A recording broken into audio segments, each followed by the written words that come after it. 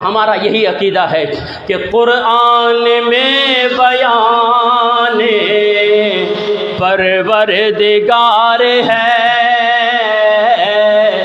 قرآن میں بیان پروردگار ہے،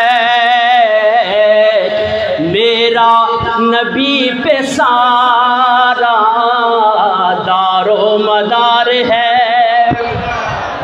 ہم حضور کی ذات کو دیکھتے ہیں، جس کا تعلق میرے آقا سے ہے ہم اس سے پیار کرتے ہیں، خواہ وہ حضور کے صحابہ ہو، خواہ وہ حضور کے اہل بیت ہو، میرے آقا سے نسبت رکھنے والی کوئی بھی چیز ہو ہم اسے اپنے آنکھوں کو لگانے پہ تیار ہیں۔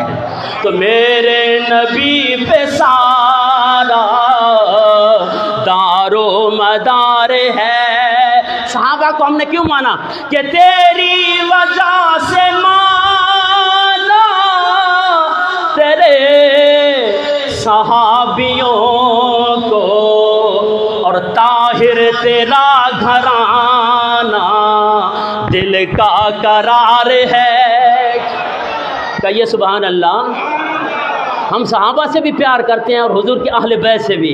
طاہر تیرا گھرانہ دل کا قرار ہے، اور مولا علی کے صدیق صدیق پہ میں قربان، مولا علی کے صدیق صدیق پہ میں قربان۔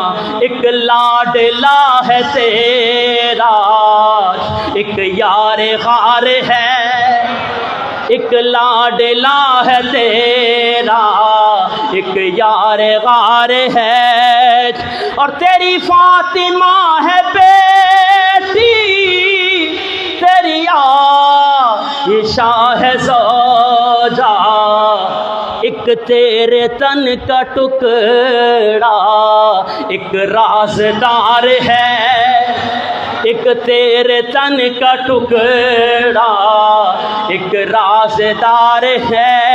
آخری شعر آپ کے لیے یہ عقیدے کے طور پہ دے رہا ہوں، اور پھر یہ کسی کی لفاظی نہیں ہے، یہ قرآن اور حدیث کا ترجمہ ہے کہ تم نے کن کن سے پیار کرنا ہے۔ کوئی چار کا ہے دشمن، کوئی پنج کا ہے ملک،